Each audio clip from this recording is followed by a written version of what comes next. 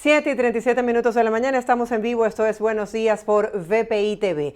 Vamos ahora con lo que es noticia para iniciar este segmento de entrevistas. La presidenta del Tribunal Supremo de Justicia de Venezuela, Cariclia Rodríguez, ratificó la convocatoria a los 10 candidatos. Al advertir, me voy a permitir citar para ustedes textualmente, todos los representantes se encuentran debida y formalmente citados. Como ustedes saben, pues, Edmundo González Urrutia no la cumplió esta primera citación. ¿Qué podría pasar en este caso? ¿Cuáles son los escenarios? Hemos invitado el día de hoy a Óscar Arnal.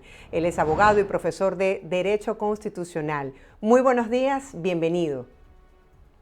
Muy buenos días, muchas gracias por la invitación. Sí, me encantaría que comenzáramos explicándole a la audiencia cuáles serían los escenarios posibles si asisten o si no asisten a esta citación del TCJ. Sí, la situación es muy compleja, ¿no? En Venezuela en estos momentos desde todo punto de vista, ¿no? Desde el punto de vista jurídico,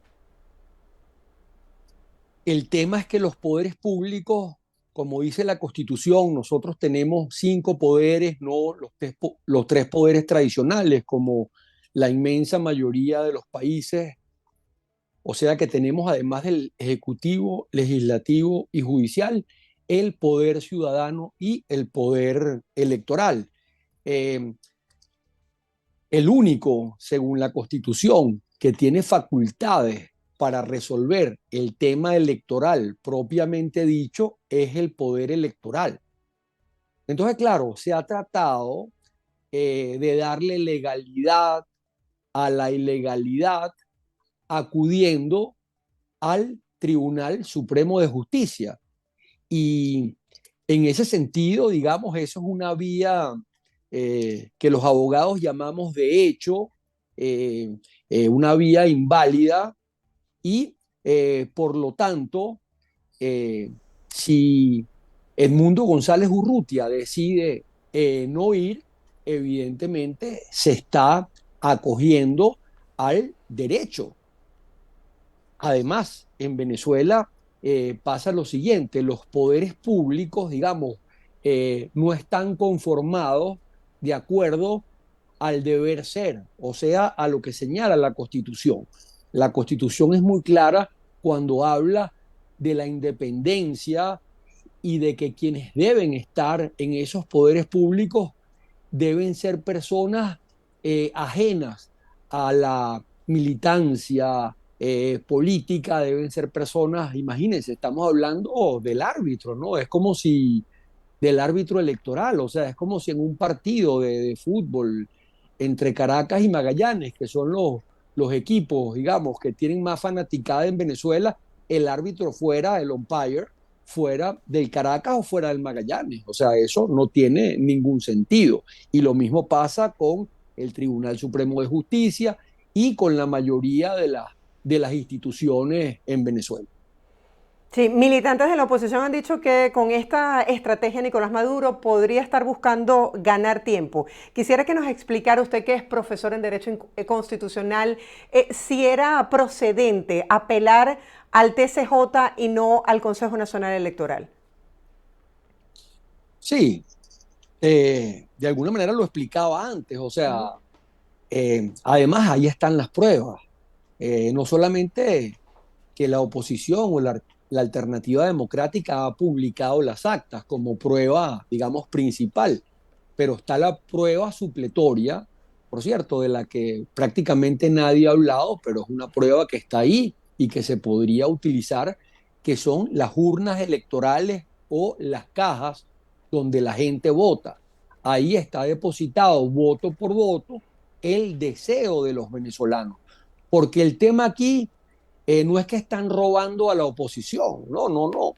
El tema es que están, digamos, desconociendo la voluntad inmensamente mayoritaria de la mayoría de los venezolanos.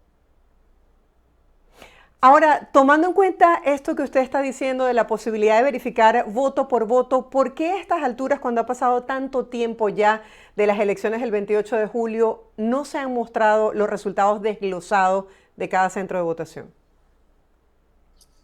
Claro, eso es lo que la gente se pregunta. O sea, ¿por qué a estas alturas La normativa establece además que el Consejo Nacional Electoral tiene 48 horas para hacerlo. Y lamentablemente, alegando un hackeo después de que se señaló y se decía reiteradamente que este es el sistema más seguro del mundo, no se publican resultados. Los resultados que se dieron, además, numéricamente no cuadran. O sea, es un problema tremendo lo que se ha presentado en Venezuela. Ahora, el tema aquí es cómo resolvemos este asunto, ¿no? Porque este asunto hay que resolverlo de una manera pacífica, de una manera plural, de una manera donde la no violencia sea la que se imponga, pues porque cuando se reprime a un pueblo, cuando se apresan manifestantes, la Constitución, por ejemplo, señala que hay libertad de tránsito, libertad de manifestación y protesta, libertad de expresión, de información y de conciencia, y esto amerita también que no solamente los venezolanos, sino que la comunidad internacional se aboque a un diálogo profundo y esto se resuelva de esa manera. Ese sería el escenario ideal, ¿no?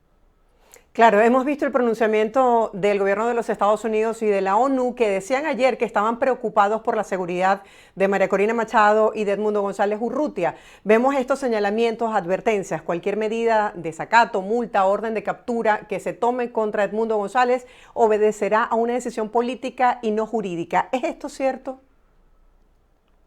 Sí, definitivamente, ¿no? Pero digamos, nosotros tenemos en este momento un presidente de facto, que es el señor Nicolás Maduro, y tenemos además países muy importantes en la región también. Usted que habla de los Estados Unidos, tenemos, por ejemplo, el presidente de Brasil, Lula da Silva, tenemos también, digamos, en el otro costado del país al presidente de Colombia, Petro, eh, y debería conformarse eh, eh, un diálogo, digamos, liderizado por Brasil, por Colombia, quizás también por López Obrador en México, por el presidente chileno Boric, que además los estoy nombrando especialmente a ellos porque ideológicamente son gobiernos de izquierda.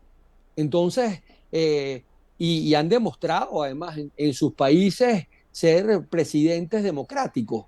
Entonces, eh, comenzar un diálogo con el presidente, digamos, de hecho, el presidente Maduro, con la oposición, evidentemente, y con estos importantes países, digamos, afines, países hermanos, y con eso tratar de buscar un camino de una solución negociada, pacífica, donde se retome el deber ser y la legitimidad del país, ¿no?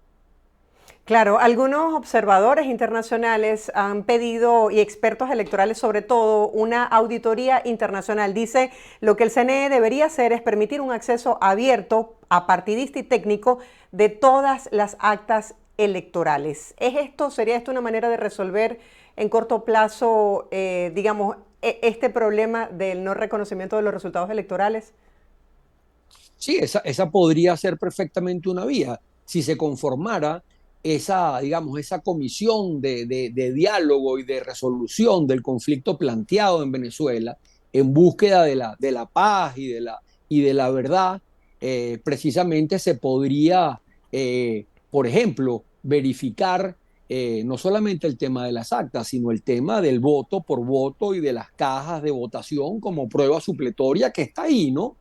Porque definitivamente esos votos, digamos, los depositó el pueblo y los depositó en esas urnas y están allí. Ahora, veíamos cómo la presidenta de la sala electoral del TCJ hacía una advertencia y decía que hablaba de las consecuencias jurídicas para aquellas personas que no asistieran a la citación. En el caso específico de Edmundo González Urrutia, ¿qué podría pasar de no asistir nuevamente a esta citación, según la ley, por supuesto? Y en el caso de Enrique Márquez, que se negó a firmar, ¿cuáles serían las consecuencias jurídicas? ¿Qué dice la ley sobre esto? Claro, o sea, en Venezuela, la interpretación jurídica, o sea, lo que llaman los jurisconsultos, la hermenéutica jurídica, está en manos eh, del gobierno, simplemente, o sea, del gobierno de hecho, ¿no? Del gobierno de facto. Entonces, no se puede esperar una respuesta apegada a las fuentes del derecho, ¿no? O sea, a la doctrina, a la jurisprudencia, a la ley, a las costumbres, lamentablemente. Entonces, digamos, cualquier interpretación que se haga, evidentemente, va a ir en contracorriente con la legitimidad de origen, la legitimidad de ejercicio y la verdad y el deber ser, ¿no? O sea, el derecho para que sea derecho necesita de una validez intrínseca, que es la legitimidad del derecho, la justicia y la verdad, de una validez social, que es la racionalidad y la aceptación por parte de la comunidad de ese derecho, de una validez formal, que es el debido proceso, o sea, que se sigan los procedimientos establecidos en la Constitución para la formación no solamente de las leyes, sino de las sentencias mismas. Y luego la validez material, que tiene que ver con que esas decisiones y esas normas no contradigan, esas nuevas normas no contradigan a normas de rango superior. Entonces, simplemente, cuando uno entiende que para que exista un verdadero derecho tienen que seguirse esos pasos, uno dice, en Venezuela, lamentablemente, no hay derecho. Así es, veíamos como Nicolás Maduro hablaba de más de 2.000 detenciones en el país. El rector de la OCAP decía, no nos puede causar orgullo hablar de esto, es un motivo de preocupación. ¿Dónde queda el debido proceso en la mayoría de estos casos cuando vemos detenciones arbitrarias como la del día de ayer contra líderes de la oposición y contra sociedad civil en general? Sí, aquí se está deteniendo a muchísima gente sin una orden, digamos, de un tribunal. Y eso viola totalmente el debido proceso, el derecho a la defensa. La Constitución es muy clara en ese sentido. O sea, ayer detuvieron al doctor William Dávila, digamos, un importante dirigente de la oposición venezolana, con mucho respeto, con mucho prestigio. ¿Y dónde está la orden de captura de un juez? O sea, hay informaciones, digamos, yo no las he comprobado, pero rumores de que se lo llevaron los colectivos estos armados, que son parte de un poco que de alguna manera recuerdan los comités estos de defensa de la revolución cubana. Y esto es muy peligroso desde todo punto de vista, ¿no? Sí, de hecho, personas que estaban allí dicen que era un vehículo no identificado con ninguna fuerza de seguridad del Estado y además él estaba en una vigilia en la ciudad de Caracas justamente para pedir la liberación de los presos políticos. Como les digo, repito, esto es una información que ha salido en redes sociales y que han manifestado personas que aseguran haber estado allí, como por ejemplo una persona mayor que se encontraba con Williams Dávila y que bueno, se sintió tan mal, estuvo tan impactada que tuvo que ser trasladada a un centro de salud. Entre tanto, quisiera hablar de otro tema que también tiene que ver con la parte jurídica en Venezuela. Por ejemplo, esta petición que hicieron Edmundo González y María Corina a las Fuerzas Armadas de ponerse del lado del pueblo y de defender los resultados electorales fue motivo para que se abriera una investigación penal en su contra. Según su experiencia, como abogado especialista en el área constitucional, ¿qué delitos se cometieron al hacer este llamado? Bueno, el llamado tiene que ser a que se respete la Constitución y que se respete el Estado de Derecho, digamos, en su totalidad, porque no solamente está la Constitución, están los tratados internacionales, especialmente aquellos en materia de derechos humanos, y luego están las leyes, digamos, orgánicas, especiales, ordinarias, y todo el tema de los decretos y los reglamentos y las sentencias, ¿no? Entonces creo que la apelación debe ir encaminada al respeto justamente de ese Estado de Derecho que establece la Constitución muy claramente, siempre apuntalando el artículo 6 de la Constitución que señala que Venezuela es y será siempre, y el gobierno es y será siempre democrático, pluralista, electivo, alternativo, de mandatos revocables, y eso es lo más importante, o sea, que eso sea el centro del debate. Y la Constitución establece, y por eso entiendo el llamado que hacen María Corina Machado y el doctor Edmundo González Urrutia, justamente de que se cumpla la Constitución, o sea, es un llamado a cumplir la Constitución sobre la base de que se ha desconocido eh, lo que está especialmente en el artículo 5 de la Constitución, que señala que la soberanía, que es el máximo poder, reside en el pueblo y ese pueblo expresa su máximo poder, o sea, esa soberanía en el voto, en el sufragio. Y eso, digamos, eso, ellos estuvieron ahí, o sea, Maduro estuvo, el presidente de facto Maduro estuvo allí en la constituyente, ¿no? Y esa constituyente fue dirigida por ellos en mayoría abrumadora, y eso está en la Constitución. Entonces, lo que se está pidiendo es que se respete esa soberanía popular y no se burle la voluntad de un pueblo, ¿no? Claro, hoy el mundo puede verificar estas actas compartidas por la página web, pero también se ha intentado criminalizar a miembros y testigos de mesa que fueron protagonistas en este proceso. De hecho, el Ministerio Público inició una investigación penal contra los responsables de la página resultadosconvenezuela.com por falsificación y forjamiento de documentos públicos. ¿Qué se espera? ¿A quiénes pueden acudir ellos?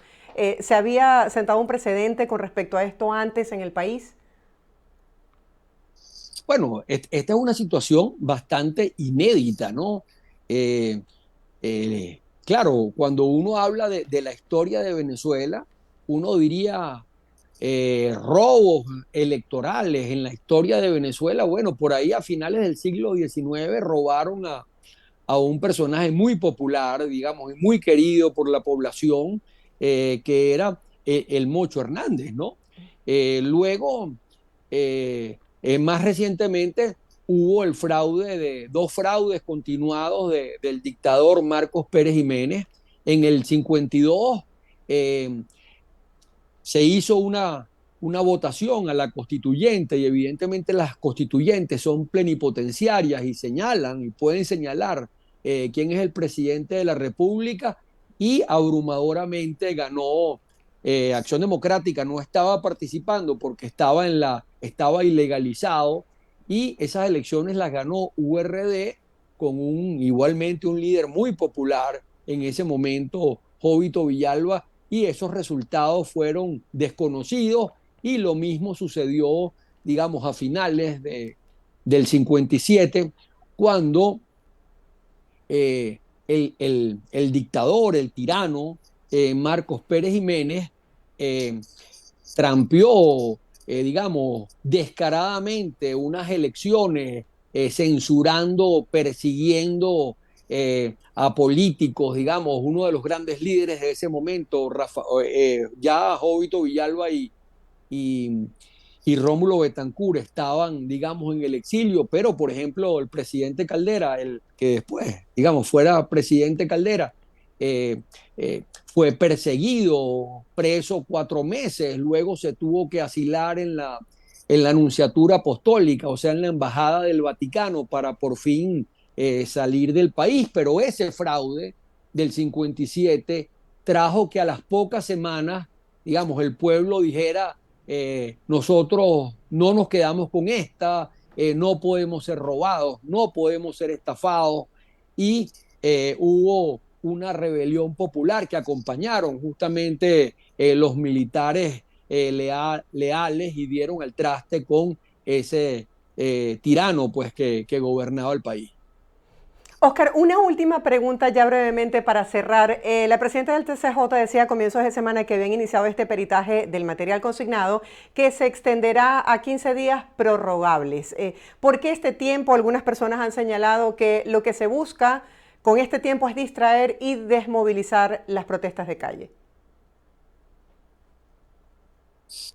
Sí, son tiempos que no resuelven nada y que, como antes le comenté, están absolutamente a contrapelo y en contrasentido con que debe ser el órgano electoral el único que proclame al candidato ganador y reafirme la voluntad del pueblo venezolano. O sea, yo creo que el llamado tiene que ser a, a que nos acompañen todos los países del mundo, especialmente los países hermanos, los países latinoamericanos, digamos, es un momento muy crítico para Venezuela y exigir siempre que se respeten esos derechos que se consagran en la Constitución y el llamado evidentemente es a la reflexión, ¿no? O sea, eh, un gran líder venezolano ya señalaba que cuando hay una lucha entre hermanos, la victoria no da derechos. Entonces esa es la verdad. Aquí hay que entenderse, hay que pasar a una fase diferente. La gente también tiene derecho a manifestar porque eso está contemplado en la Constitución y evidentemente tiene que cesar esa represión que tiene cientos de personas detenidas y evidentemente decenas también de fallecidos lamentablemente. Oscar, gracias por estar con nosotros y por este tiempo compartido con nuestra audiencia. Feliz día. Gracias a usted, muchísimas gracias. Estábamos conversando el día de hoy con Oscar Arnal. Él es abogado y además profesor de Derecho Constitucional. Hacemos una breve pausa comercial. Quédense allí conectados con la señal de BPI TV. Al regreso, mucha más información de interés. Quédense allí conectados con nosotros. Ya volvemos.